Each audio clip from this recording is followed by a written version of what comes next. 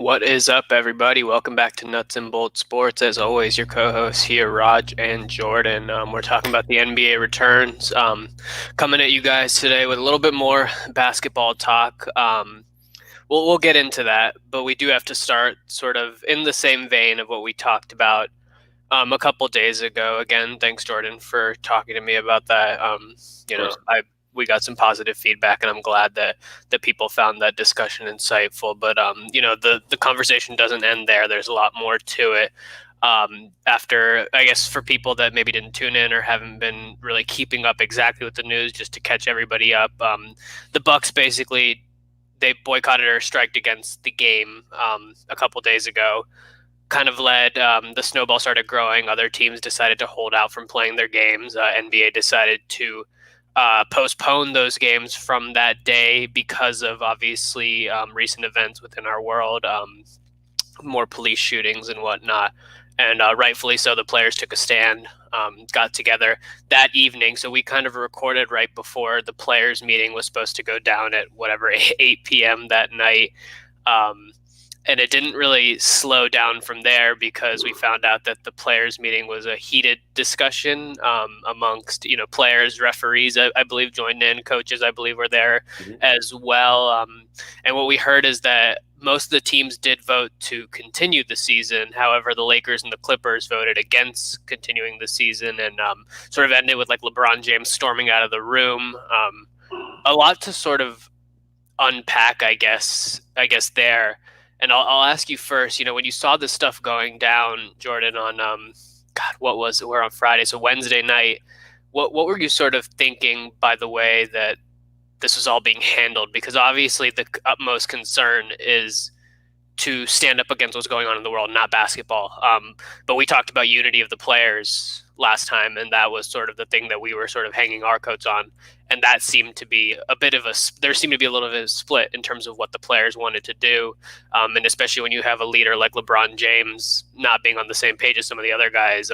Were you at all concerned by that? Less, again, from basketball coming back perspective, more just the community of players itself? Yeah, it was definitely interesting to kind of see everything from the last 24 hours, and especially these last couple hours. We've seen some reports from like Stephen A. Smith, Chris Haynes, and a couple of those guys discussing kind of, I guess, more in detail what they heard from sources within those meetings.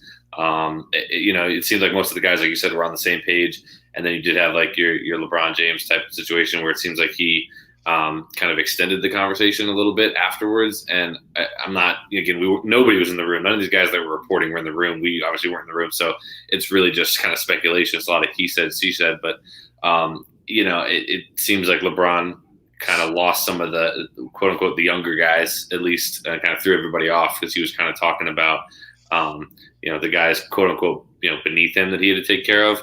And I feel like that may have been probably something that was probably taken out of context. And I feel like LeBron probably in the end meant well, but it seems like there's been a little bit of like discord between him and some of the players over the last 24 hours, which has caused, I don't want to say a rift is too strong, just some sort of awkward tension maybe. Sure. But it definitely was, very interesting 24 to 48 hour period we've had since the last time we were on the show. They had that meeting, like you said, as we were talking on our show live. They decided to obviously come back and restart the playoffs. But like you said, the Lakers and Clippers were originally against it. I remember when we woke up Thursday, we had sent each other the stuff about the Lakers and Clippers being the teams to vote against it. And I thought, oh, well, if they're out, then this is probably done. And then it seems like, it seemed like one of those things where everyone was very emotional in that Wednesday night meeting. I think there were a lot of different emotions from a lot of different people flying around. And I think it was almost a case of one of those, like, just not sleeping it off, but just sleeping on your emotions, kind of collecting your thoughts. And everyone came together Thursday for that. I think it was an 11 o'clock meeting, and kind of had some cooler heads and some more clear and concise thoughts about what they wanted to do, what they wanted to see from not just like their teams, but their owners. The NBA, Adam Silver, like they seemed like they had a much more concise plan of what they wanted to see. And obviously they were able to get it done. And come to some sort of agreement with the owners and with the league on what they could do. I know they mentioned opening the NBA arenas for voting come the fall time, which was huge for them, as well as a lot of other like sponsorships and ad type stuff regarding Black Lives Matter and all the other types of movements like that. So it seems like they were able to get something good accomplished. And then obviously another kudos to Adam Silver for seems like him. And I want to shout out the WNBA as well. They're a huge part of this. They also took a stand to postpone their games. It seems like their commissioner as well. Everyone seemed to be there. You can see a lot of times, like you're seeing in the MLB right now, there's already an issue with Rob Manfred, reportedly caught, some guy was talking about him. The Mets GM was talking about how he wanted to potentially force the Mets to play. So the MLB is like having a huge issue right now with that because of their commissioner. Whereas I think both of these commissioners in the NBA and WNBA did a really good job of kind of just giving the players a platform to speak their mind, obviously with that league-wide conference call, and they were able to come to some sort of agreement that's going to keep the players obviously playing basketball, which is partially important, but more so comfortable and more happy with what they can do moving forward. Yeah, I'm glad you brought up the WNBA actually, because I mean, from the get-go, the WNBA has always been such a progressive league, and those women have been able to do some incredible things over the years. But in particular, like if you're looking at the past few months, obviously they took the stand at the beginning of their own bubble with the Breonna Taylor stuff, and that was just so powerful and moving. And then for them to come out there like with the shirts with the bullets in their backs and whatnot, that just sent such a powerful message. And I want to commend those women because the WNBA is doing some really special stuff. So I'm glad that you brought them up here. In terms of the NBA itself, I think also part of what led to that heated discussion, and it goes back to this whole plan thing, is that there was no real plan at that point. It was kind of trying to figure out what the plan was going to be. And understandably so, there's going to be frustration there because it's no easy task when you're isolated in a bubble like that away from the rest of the world. And this was the frustration that was expressed by a lot of the players, that you can't like go out there and really act. And that was sort of a lot of the precipice behind canceling these games altogether and this season altogether. Was we need to be out there and we need to be on the front lines and we need to be able to fight in whatever way we can, and we can't really do that here in the bubble. And I completely understand that perspective of the players, and I think that's a completely fair perspective. But it seems like, based on the conversations that they had with leadership and ownership, and once cooler heads prevailed within those meetings, you also have like Udonis Haslem coming out and saying things. Eventually Michael Jordan came in and spoke up, and then we heard that some of the players even got on the phone with President Obama, and spoke with him and figured out sort of what's the best way to go about this. And what's been very inspiring over these past couple of days, despite whatever conflicting reports are coming out, because like you're saying, nobody's in that room, nobody knows what these discussions are going to look like. So obviously things are not going to be consistent that are coming from reporters. But what is consistent is that everybody is now ready to sort of take action and fight. And that's something that I'm really glad to see. But to touch on the plan here, I have it right in front of me. I'll kind of run it down real quick. But basically, the NBA and NBPA put out a joint statement earlier today after their multiple meetings. To the main goal and the main crux of this statement is about the efforts that they're going to take to support social justice and racial inequality. Some of this stuff is obviously a little vague. But I imagine that it's going to be fleshed out in the days to come, and this is just sort of, to give us the insight into what's going on. But the actual tangible plans that are going to be taken are going to start to form a little bit more in the days and weeks to come as the season progresses. But immediately establishing social justice coalition to increase access to voting, prompting civic engagement, and advocating for meaningful reform, which includes police reform. In the cities where the franchises own the property of the arena itself, they're going to try to use, or they're going to be converting those into voting locations, basically, wherever possible. And then, like you said, the ad spots to promote greater civic engagement for, elections and just raising general awareness. Those seem to be the three things that were outlined in this statement. It is vague at this point. And it doesn't really do us too much good to like speculate on what more we're going to see here. But to see the voting thing, I guess what's frustrating about that is the fact that it took to this point for the owners to say, that's what we're going to do. I wish this is something that we had seen sooner, but at the same time, I'm just happy that it happened. Better late than never, right? I guess is the saying, and you want to see that. And I hope that because this was the other thing, is players like LeBron and these big names and even the guys under him were putting pressure on the owners, basically, because the owners are the ones that they're well connected, they're well endowed, they can do these things. They can They're make these billionaires. moves. Yeah, they're billionaires. They can make these moves. So the pressure was on them, and they stepped up, and they're doing something here. Like I said, I just hope that it snowballs into more and more, because this is a surface level thing, and it's a good thing, and every step is a good step, especially when you have it coming from the NBA. But I want to see those real tangible things. I want to see the changes happening. I don't want this to just be a press release. I want it to be real, and I trust that the players and the leadership, Michelle Roberts of the NBPA, Adam Silver as well of the NBA, I trust that these guys will continue to force and put pressure on the people that they need to put pressure on. I just hope those people that are putting pressure on get it done, and they don't just say, our money is our money. We're going to do what we want with it. Yeah, and I think that's a good point to bring up, because I think that's something that's been a little bit more apparent in the last day or so. Is obviously there's been so much going on in the last, it's been for a while now, but especially the last couple of months that have sparked protests and a conversation regarding the equality and the police force and everything like that. But I think also part of this was directed at the owners. I think there was a lot of pent up frustration that things hadn't been done, at least to the level that they could have been, given, like you said, these guys, their wealth, their connections, their status, everything like that. And so I think that kind of just snowballed, combined. It was a combination. It was a combination of the Breonna Taylors, the George Floyd, the Jacob Blake, and then you had the owners not really necessarily doing as much as they could have, and stuff like that. And plus, then you have like the Bucks were the first team to do it, as we talked about, and we already discussed that they've had players that used to play for them that had very personal experiences, with those matters with the police. So I think it just all kind of snowballed into one. I think the Bucks just kind of got, frustrated. Seems to indicate that they were being mad for no reason. Like they were rightfully, justifiably, frustrated. And I think they just kind of, I know that was sort of an issue too, was like they didn't have a plan. They just kind of had, hey, we're going to boycott and not show up. Yeah, and I guess that also frustrated some of the other players and teams, right? That it wasn't that unified effort of everybody being on the same page. They wanted a little more communication on that regard. But I think, like I said, the point is that, I think this was definitely partially a message to the owners, basically saying, hey, listen, we're the guys that go out and essentially make you this money.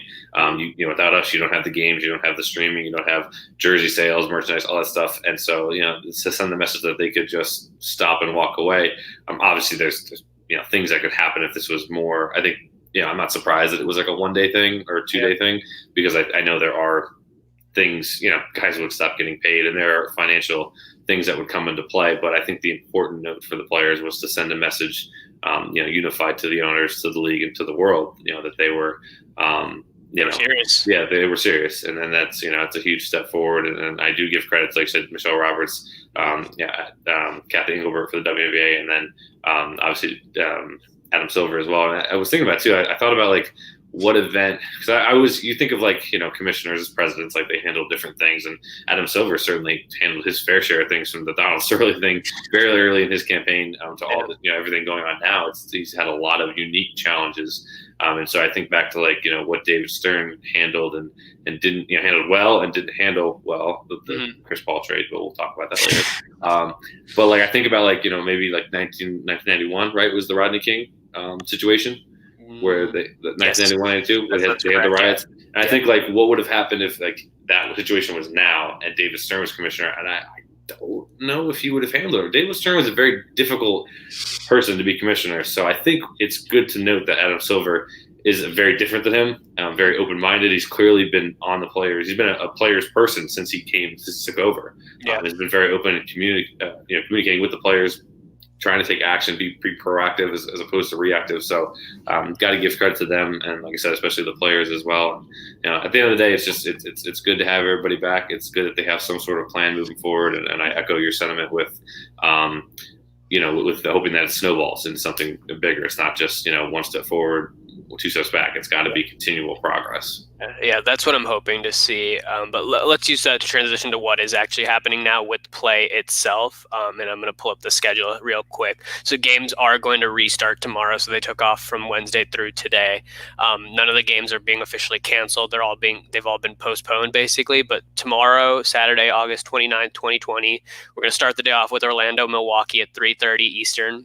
Then OKC, Houston at 6:30 Eastern. Portland versus LA, 9 Eastern. Then on Sunday, Boston-Toronto will kick off round 2 officially at 1 Eastern. Then LA-Dallas will continue at 3:30 Eastern, and then Denver-Utah will finish off the night at 8:30 p.m. When we're talking, I guess that gives everybody a layout of the schedule, but we obviously, before everything happened on Wednesday, we had sort of a game plan in terms of what we were planning on discussing because of the games that had happened prior. Right. So, let's just kind of talk. Let's get back in the swing of things in terms of what we're getting ready to see out of these games. And, this household that I live in, having a hardcore Denver Nuggets fan in this household, I feel like I have to start with that. Denver coming back from behind, basically looking like they were done. I thought they were done. Yeah, I thought they were done too after that first half. In the first quarter, Jokic, incredible, perfect from the field, throwing that crazy three-pointer to beat the buzzer. I think he was 21 points or something and 7 for 7 from the field, so something along those lines. Yeah, he was phenomenal. He was really, really good, kept Denver in the game. And in the second quarter, they fell apart. Jokic sat a little bit in the second quarter, didn't put up quite as much pressure in the second quarter, but also the team just, defensively, they fell apart again. Utah was picking them apart. Third quarter hits and Utah starts, and Utah has been very good in the third quarters in this series. That's kind of been a lot of where they've done their runs, has been in the third quarter, and it looked like that was going to happen again. They started off third quarter really well, and then Jamal Murray coming back to life again, 42 points to end the game, and just by the time we got into the fourth quarter, it was basically just Jamal Murray comes and sees what he can do with the ball. Jokic is really good down the stretch as well, picked up the pace, especially later in the fourth quarter and whatnot, but it was Jamal Murray's game, and this battle between him and Donovan Mitchell going for 30 in this game, that being a bit of a down game for him after having the multiple 50-point games. This battle, it just keeps getting better and better and better, and this game was probably the funnest of this series, which has been a lot of fun despite having some blowouts in it. Yeah, for sure. I was definitely surprised to see Denver take it. I kind of thought they were just on the ropes. Utah was playing really good basketball at both ends, killing them, with Gobert and pick and roll with Jokic, and then on defense, obviously, kind of doing their usual. But Denver showed they have a little fight in them. I'm not saying that they're going to win the series, but they definitely showed more of a fight than I thought. And I think it's fun to see these two guys, and Donovan Mitchell and Jamal Murray, just kind of trade games almost. And the sad part is neither one of them. Jamal Murray kind of had a weaker games 2 and 3, but and Mitchell's been a little bit more consistent. But for the most part, they're when one person shines, the other person isn't that far behind. 30 points in an NBA game is nothing to sneeze at, especially in a playoff game. So it's been cool to see those guys kind of trade back and forth, and almost in a way, I don't want to say complete rise to stardom, because I don't think I can consider Mitchell and Murray full blown stars. I need to see more than just a 5-6 game playoff series. But it seems like they're taking some of the necessary steps in that direction, which is cool, because you always want to see who's going to be, the next, especially at the 2 guard. We're kind of, you have James Harden, you have Klay Thompson, but you don't have a lot of other huge names. Kind of like back in the day, it was always all right, we have MJ. Who's going to be the next MJ? You got Kobe, you got Wade, Reggie Miller in the 90s as well. So that used to be a really popular position. Now it's kind of transitioned to obviously small forward. And point guard, but it's interesting to see those guys kind of take the next leap. It'll be interesting to see if Utah can punch back, because you never want a game 7, especially as a team that's up 3-1. You don't want a game 7. You never know what could happen. So I expect that to be a very fun game. And then I guess the other game that we missed on Wednesday was the Clippers, right? The Clippers blowing out the Mavericks. 150. 152 or whatever at the end of that game, beating them by close to 40 points, if not more than that. Completely dominant. I do want to quickly touch on something from the Denver-Utah series before we move into the Clippers series. The thing with Utah is that their offense is so much more balanced than Denver's right now. Even if Denver finally looked like they had some sort of fight on defense, not that they had a great defensive game, but they had some stops, especially down the stretch. That's when it mattered most. The defense is still going to be an issue for Denver going into the next game. I liked Mike Malone's switch up in the lineup in Game 4, putting Monte Morris into the starting lineup as well as Jeremy Grant, as opposed to Torrey Craig and Michael Porter Jr. That paid off well, but Michael Porter Jr. has been non-existent, on both ends, especially in that past game. He was pretty bad. And he was in the game down the stretch, and I was like, why is Monte Morris not playing right now? Because Jeremy Grant was in there. Monte Morris is one of the 5 most underrated players in this league. He's so good. He's so consistent. A second-year player. I love watching him play. He's just so under control, and I just don't understand why Mike Malone didn't make that sub later in the game. It still worked, but I think he needs to make that decision earlier in the fourth quarter to get Michael Porter Jr. out of there, especially when Utah is going after him on switches on every single possession. Donovan Mitchell was trying to get him to switches every single possession. Jordan Clarkson was going after him. Jokic and Murray have to be just as good as they have been for this series for them to even have a chance in this series. Excellent. Yeah. They have to be really good. But Utah's role players, Jordan Clarkson in particular, firing on all cylinders. Former Cavalier great. Yeah, former Cavalier garbage player is what I would call him. But like Royce O'Neal also playing really well. Joe Ingles finally came alive in the past couple games. They've got to do something to stop Utah's bench wings, basically, is what's going on here. Right. And they haven't been able to do that. We'll see if that carries into game 6 because Jordan Clarkson is a very streaky player. And if he hits a cold stretch like a J.R. Smith, he could disappear. And that could spell game 7 for Denver, maybe pushing in there with some momentum, which could be good for them. Game 6 is going to be really interesting to watch. So I just wanted to quickly mention that. Yeah. And the only thing I want to point out, and I didn't think about this yet until I listened to the Bill Simmons podcast the other day, and they've been incorporating Raj more. He's been a part of the Ringer, and so they've been getting him on these streams and podcasts and kind of getting his insight because obviously he was a player, and I think Jazz great. Yeah, and I think he did spend a little bit of time in the front office, so he's really well developed as an NBA traveler. And they talked to him about the Michael Porter Jr. situation. It was like he has not been good. He's clearly hitting that rookie wall at the worst time, but it happens. And, one thing he pointed out, he said that, why is he playing so much maybe in these games when he probably shouldn't be? And he brought up an interesting point. He said that there's probably been pressure all year between the Denver front office wanting this guy that they drafted and highly tout to get minutes and play. And he brought up a point that there was a lot of times during the year when they were winning or losing by a lot and Mike Malone wasn't playing him. And I think they had that conversation, is what he said during the time off, saying that when we come back in the bubble, he needs to play more minutes. Obviously, he came out playing very well. So I'm sure the Denver front office was very encouraged and said, we got to play this guy. We got to get him a playoff experience. Where if you're Mike Malone, you're probably more leaning towards going with guys you trust and have already gone to battle with no playoff series. So not saying either side's right or wrong, just an interesting dynamic to think about. You do have that pressure from the front office because they can take away your job. And Mike Malone's also over here trying to, he thinking he knows what's best for his lineup. So it's a very difficult situation to have Porter Jr. shine in the seeding games and then kind of struggle a little bit in the playoffs itself. And it's definitely a balancing out moving forward. But I agree with you that, if he's not playing well, it stinks. And but you should be able to regain your confidence. It's not like he's benching him forever. It's just, you're putting the veterans in there. And again, like Monty Morris, just a fantastically underrated player, doesn't turn the ball over, plays hard on defense. He's definitely somebody they should go to more. And we'll see if now that they have a chance, I think, maybe they didn't think they had as much of a chance going into game 5 down 3-1, maybe now 3-2. Yeah. The mindset changes and he starts to really tighten that lineup, especially in the third and fourth quarter. Yeah, speaking of no turnovers, Jamal Murray in the past 2 games combined 93 points and 0 turnovers on top of like somewhere between 15 and 30 rebounds and assists each. Like, yeah, I wonder what his I should have looked it up. I'm curious to know what his usage rate was in those games because he's handling the ball, especially in the fourth quarter. High. Yeah, so high in the fourth quarter. Kudos to him. I mean, that's really to anybody that can do that at that high of a usage rate, shooting, passing, and doing all that, and not turning the ball over. I mean, that's incredible. That's incredible. Incredible. Yeah, it's truly astounding. So I hope Game 6 is as exciting as Game 5 was because that was so much fun. But yeah, the Clippers Mavericks series in particular, I don't think there's really a lot to discuss from the previous game because it was such a massive blowout. What we need to talk about is KP's done for the series, torn meniscus. This is bad. This is bad for Dallas. Even if they can escape this series, which I don't see happening without Kristaps Porzingis, despite that Luka buzzer beater, this is pretty bad for Dallas just in general because KP is, he's injury prone. He's always been injury prone. Torn meniscus is not like a minor injury by any means, so I don't understand how they can expect him to even be ready by the next series. Maybe they're not just trying not to get ahead of themselves. But I'm pretty concerned for Dallas and KP, even looking ahead to next season if he has to get surgery or whatever. Yeah, I completely agree. I was kind of thinking about it before we hopped on, and it's one of those things where he's obviously been a mismatch in the series and was definitely very helpful in the minutes he was on the floor and can be helpful against most teams. I mean, he's a 7'2", 7'3" guy that can shoot threes and protect the rim. I mean, how many of those guys are there? But I agree. He's had this since he's been drafted, and this is also what happens when you're 7'3".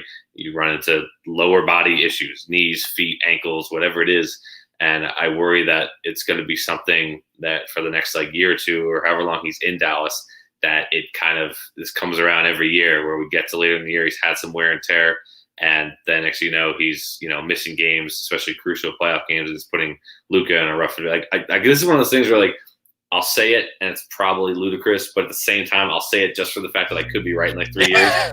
Like whenever Luka's up for say he gets extended and then he's up for it in like 4 or 5 years, like this could be the start of the Luka leaves Dallas thing, because like Porzingis gets hurt every year. He's playing with, like, don't get me wrong, Kleber and Curry, like they played their butts off. I gotta give them credit, but like they're probably not going to get it done against the Clippers. Sure. And I could see this happening for like 3, 4, 5 years, kind of like the old LeBron cycle where he just didn't quite have the talent around him in those early Cleveland years.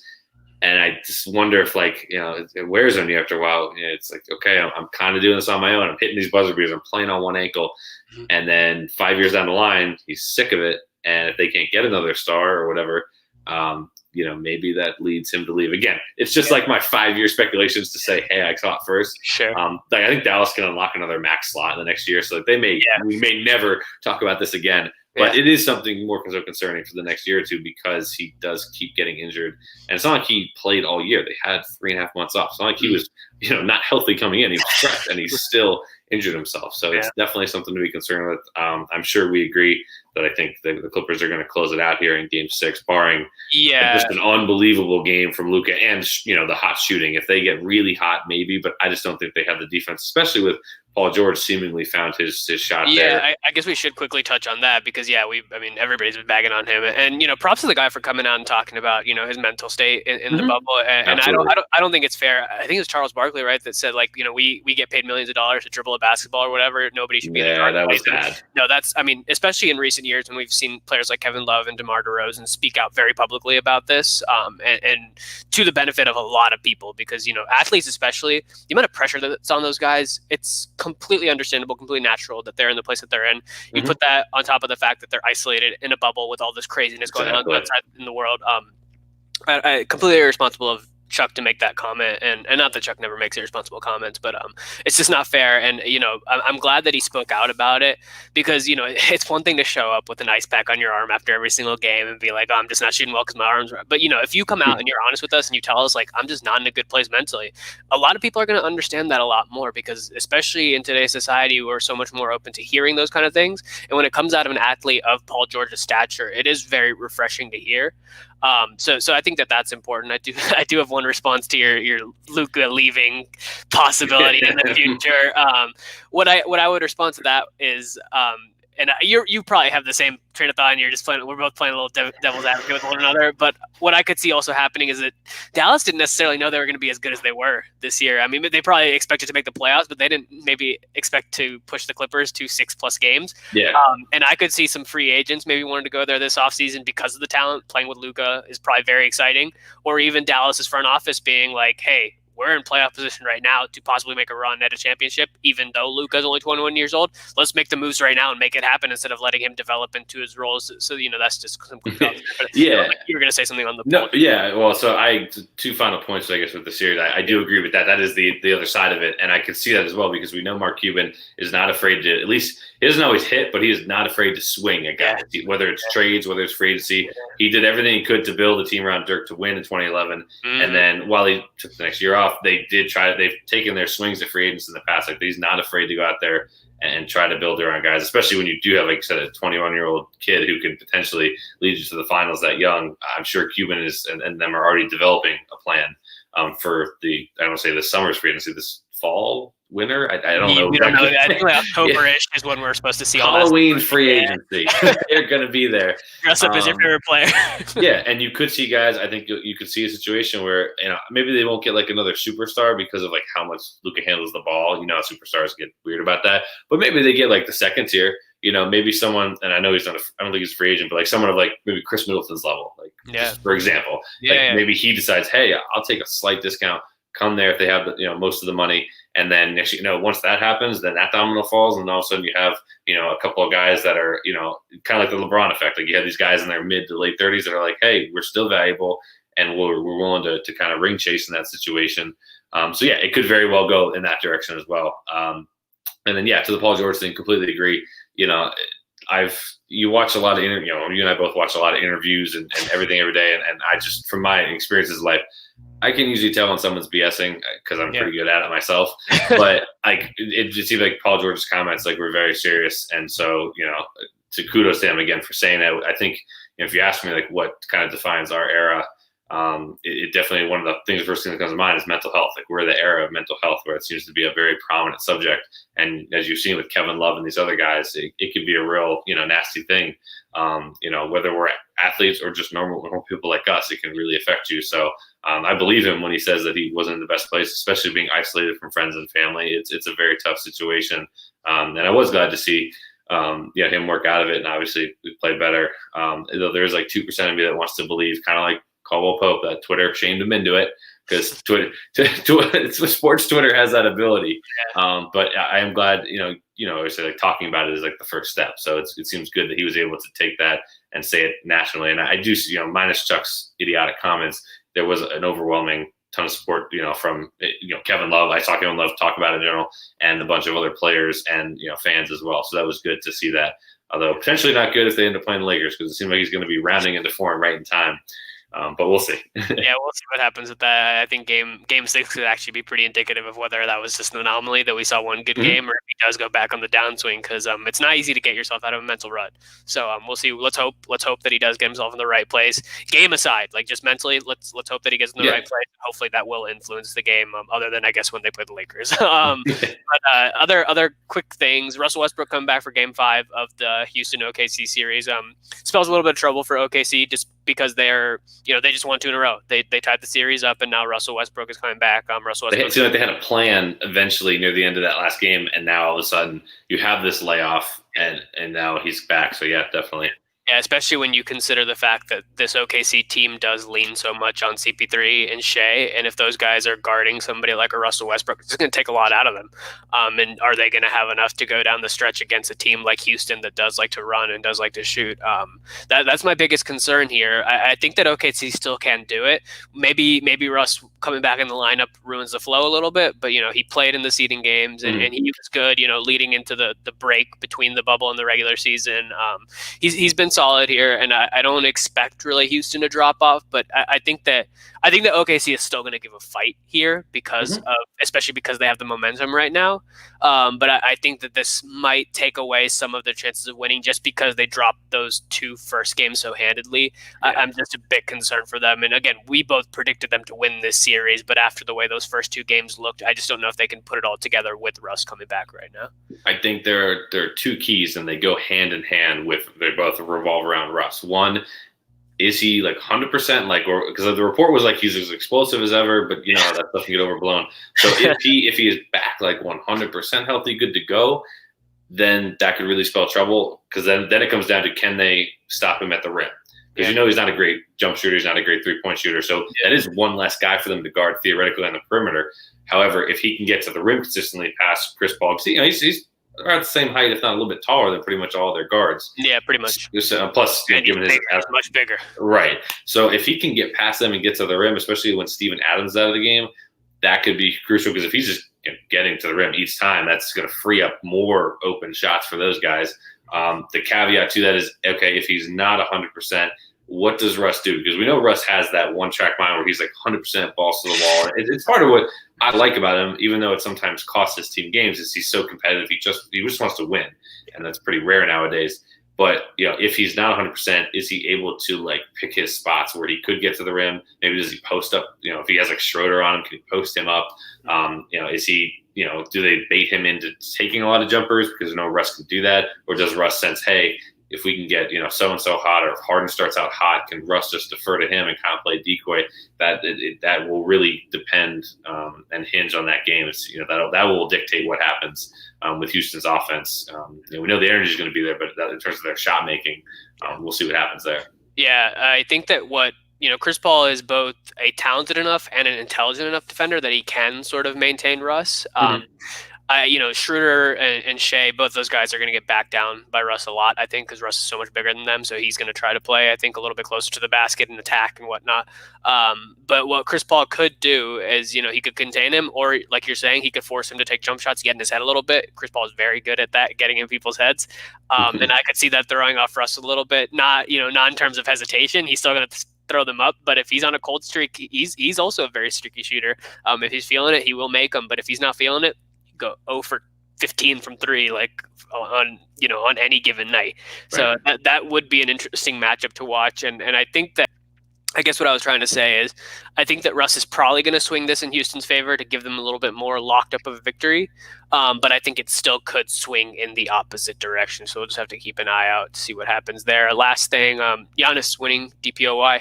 I think very deservedly so. We talked about this a little bit on our season prediction podcast. Did we both predict AD was going to win? Yeah, I said AD. But I'm glad that Giannis, I think Giannis is the more deserving. I said it here a couple of days ago and I ranted about AD. I thought AD was going to win it, but I didn't think he was deserving enough to win it. So I'm really happy to see Giannis win. He was very emotional on the broadcast as well. Always gets emotional. Got very emotional in his MVP speech. This is just sort of a primer, I guess, for a second MVP speech, because now it's pretty much locked and guaranteed. I can't imagine that they're not going to give him MVP after winning Defensive Player of the Year. Joins an elite class of people. I can't remember off the top of my head. I don't have notes in front of me of people that have actually won MVP and Defensive Player of the Year. Very, very elite class. Just congrats to him, and very well deserved. Historic levels on the defensive end, and I don't think there's a better pick for it. Yeah, and I think I know there's a list of people who've won both overall, and I think the list of people who've won it the same year, I think, is MJ in '88 and Hakeem in like '94. Yeah, maybe it is Hakeem and MJ. You're right. Okay. So I mean, to put yourself, whatever the first list was, that's impressive. Then if he, assuming he wins the MVP, put yourself in that list. I mean, that is, we're talking like that elevates your status and your ranking all time like immediately. This guy is really just getting started. And I hate having the conversation of like, where does people rank all time? I don't like ranking guys while they're playing because I think it's so difficult because everything changes year to year. But for him to win, if he does win that, I mean, that 2 MVPs back-to-back years, historic numbers, and Defensive Player of the Year. I mean, again, that elevates you probably close to top 50 all time, if not, or you're already there. Yeah. And beyond whatever he does in the next decade or so. So definitely kudos to him. I thought it was tough because AD kind of, I thought, was a little more versatile defender on the perimeter, maybe a little bit better with his feet throughout the year. But Giannis, I think, just overall, probably had better numbers and stuff. And obviously they had a historic defense as well. So, no complaints. The spin zone of it is I'm excited as a Laker fan because, AD's probably ticked off. And I hope he comes out motivated and just starts blocking everything in sight in the next couple of rounds. Yeah. So we'll see what happens. One thing, I know we're short on time here. I did want to highlight, because I was thinking about it, looking at the schedule. I'm thinking I'm missing a team. Who am I not seeing on the schedule? And it's the Miami Heat, because they swept Philly and they're waiting for the Bucks game, which doesn't happen yet. And I think it's interesting. I'm not saying they're going to win the series, because I don't think they have the size and length to overall just handle Giannis and those guys. But it is interesting. You're giving a fantastic coach in Spoelstra. You're giving a defensive workhorse in Adebayo and Jimmy.